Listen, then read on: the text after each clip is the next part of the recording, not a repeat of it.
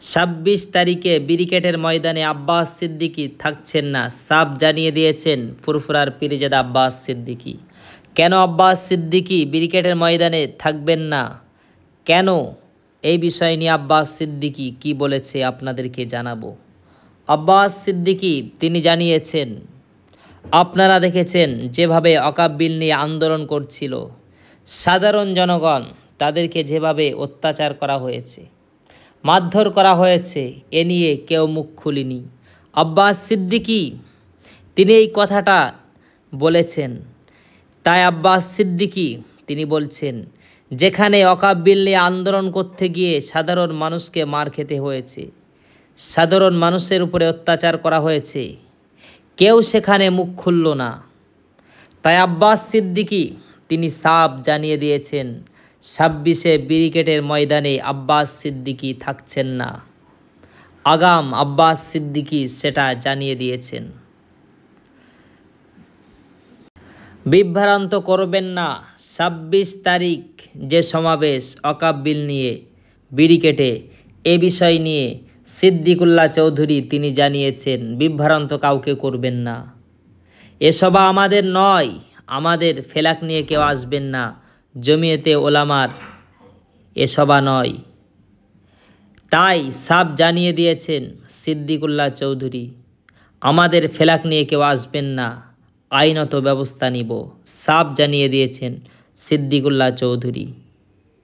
মাননীয় মুখ্যমন্ত্রী মমতা বন্দ্যোপাধ্যায় তিনি সাফ জানিয়ে দিয়েছেন, এখানে আন্দোলন করে কোনো লাভ নেই, এখানে বলতে বাংলায় আন্দোলন করে কোনো লাভ নেই, সাফ জানিয়ে দিয়েছেন বাংলার মুখ্যমন্ত্রী মমতা ব্যানার্জি। তিনি বলেছেন দিল্লি গিয়ে আন্দোলন করুন। পীরজাদা সাইমুদ্দিন সিদ্দিকী তিনি কি জানিয়েছেন, তিনি জানিয়েছেন 26শে ব্রিগেডের ময়দানে লক্ষ লক্ষ মানুষ আসবে, সেদিন কেউ কোনো দলের পতাকা নিয়ে আসবেন না। আমরা ফুরফুরা শরীফের পীর সাহেব পীরজাদারা, আমরা মুসলিম পার্সোনাল ল বোর্ড, তাদের সাথে আমরা এক হয়েছি, আমরা এক হয়ে ব্রিগেডের ময়দানে যাব।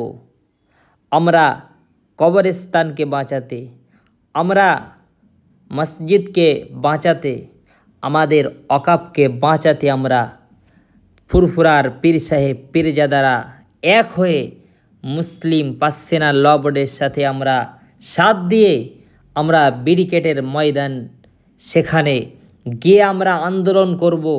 শুধু তাই নয়, 26 তারিখের পরেও আমরা দিল্লি থেকে শুরু করে প্রত্যেকটা কোনায় কোনায় আমরা বড় আন্দোলন করব, সাফ জানিয়ে দিয়েছেন ফুরফুরার পীরজাদা সাইমুদ্দিন সিদ্দিকী।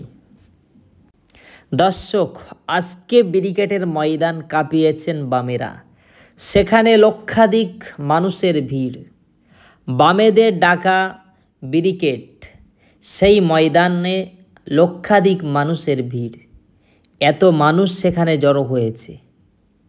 আজ বামেদের ডাকে ব্রিগেডের ময়দান ভরে যাচ্ছে, আর ভোটের বাক্সে দেখা যাচ্ছে সেখানে শূন্য। এই বিষয় নিয়ে দর্শক আপনাদের কাছে জানতে চাই, কেন বামেদের ভোটের বাক্স ফাঁকা আর ব্রিগেডের ময়দান ভর্তি? ভোটের বাক্সে শুধু ভোট পড়ছে টিএমসির, কেন এটা হচ্ছে?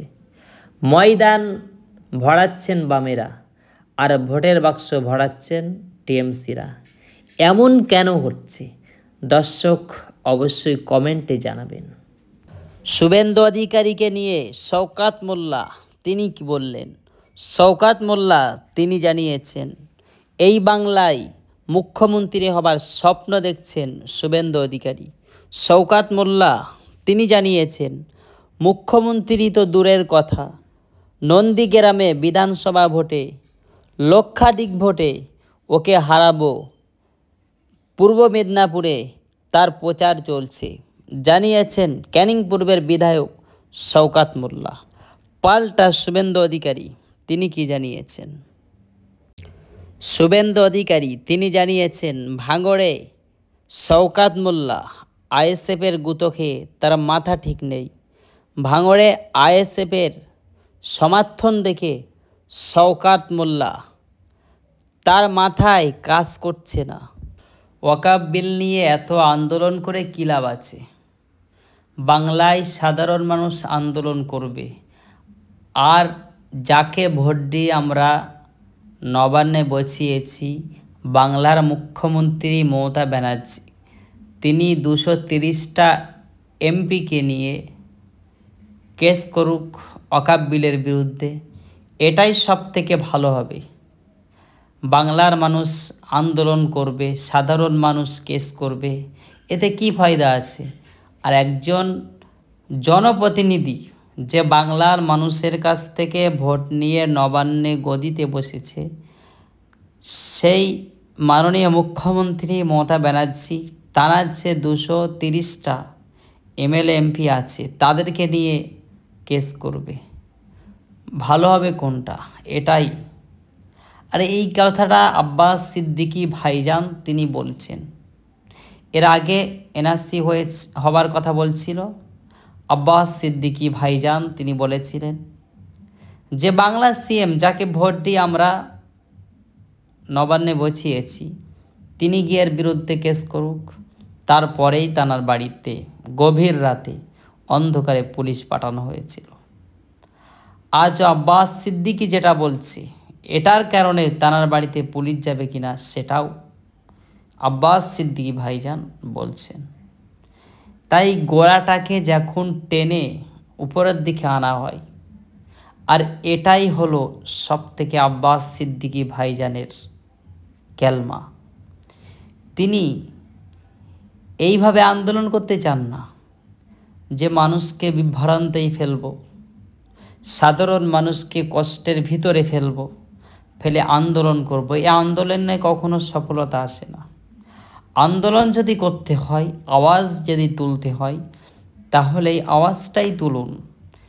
যাকে ভোট দিয়ে বাংলার জনপ্রতিনিধি তৈরি করা হয়েছে তাকে বলুন, সেই বাংলার মুখ্যমন্ত্রী তাকে বলুন যে ওয়াকফ নিয়ে যেভাবে নাড়া দিয়েছেন কেন্দ্র সরকার, এটাকে যদি বাতিল করতে হয়, আমরা যে রাস্তায় মানুষকে বিভ্রান্তে ফেলব, আমরা মানুষকে কষ্ট দিয়ে আন্দোলন করব, এই 2 দিন 4 দিন আন্দোলন করে আমরা চুপ হয়ে যাব, এটা করলে কিন্তু এই বিলটা আর বাতিল হবে না। তাই আওয়াজ তুলুন, যাকে ভোট দিয়ে নবান্নে পাঠিয়েছেন তানাকে বলুন ওয়াকফের বিরুদ্ধে সুপ্রিম কোর্টে যেতে, তাহলে এই বিলটা বাতিল হয়ে যাবে, সময় লাগবে না। তিনি ইমাম মুয়াজ্জিনদেরকে ডেকেছেন, তারা তানার ডাকে সাড়া দিয়ে চলে গিয়েছেন, একবারও পিছুপা হয়নি। যে আমাদের কবরস্থান, আমাদের মসজিদ, আমাদের সম্পত্তি উপরে যেভাবে কেন্দ্র সরকার আঘাত এনেছে, এটাকে আমরা মেনে নিতে পারি না। তাই আমরা আন্দোলন করছি। দিদি, আপনাকে আমরা ভোট দিয়েছি, আপনাকে আমরা গদিতে বসিয়েছি, আপনি এর বিরুদ্ধে সুপ্রিম কোর্টে যান। বাংলার জননেত্রী আপনি, দায়িত্ব আপনার। আমাদের সম্পত্তি বাঁচাতে গেলে আপনাকেই লাগবে, কেন আমরা আপনাকেই ভোট দিয়েছি। আপনি গিয়ে সুপ্রিম কোর্টে কেস করুন, এই আওয়াজটা আপনারা তুলুন।